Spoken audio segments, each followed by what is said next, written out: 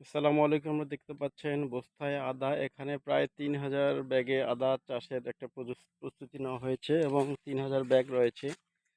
আদা কিন্তু খুব মাশাআল্লাহ সুন্দর হয়েছে। দেখতে পাচ্ছেন আদা একবারে ঝাউ লেগে গেছে। একবারে কোনো জায়গা ফাঁকা নাই। এত গাছ হয়ে গেছে, সারিবদ্ধ করে বস্তাগুলো রাখা হয়েছিল। মাঝখানে একটা রাস্তাও রাখা হয়েছিল, কিন্তু রাস্তা সহ গাছে একবারে ভর্তি হয়ে গেছে। রাস্তায় পাওয়া যাচ্ছে না। তো কত সুন্দর আদা হয়েছে আপনারা দেখতে পাচ্ছেন। খুবই সুন্দর আদা হয়েছে এবং বস্তায় আদা চাষ এবং খুবই ভালো হয়েছে মাশাআল্লাহ। আপনারা দেখতে পাচ্ছেন বস্তায় এরকম আদা চাষ করবেন। আর আদার যে মেইন রোগগুলো হয়ে থাকে বস্তায় আপনার আদার গোড়া পচা।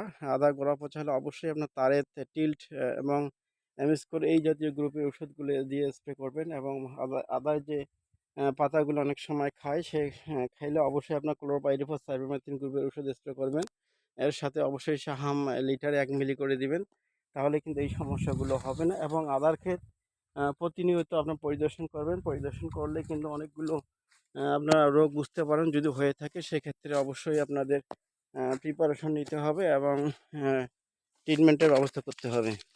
তো আজকে এ পর্যন্তই। আপনারা ভালো থাকবেন, সুস্থ থাকবেন। আর এরকম করে বস্তায় আদা চাষ করবেন, তাহলে অবশ্যই আপনার সফলতা অর্জন করতে পারবেন। আসসালামু আলাইকুম।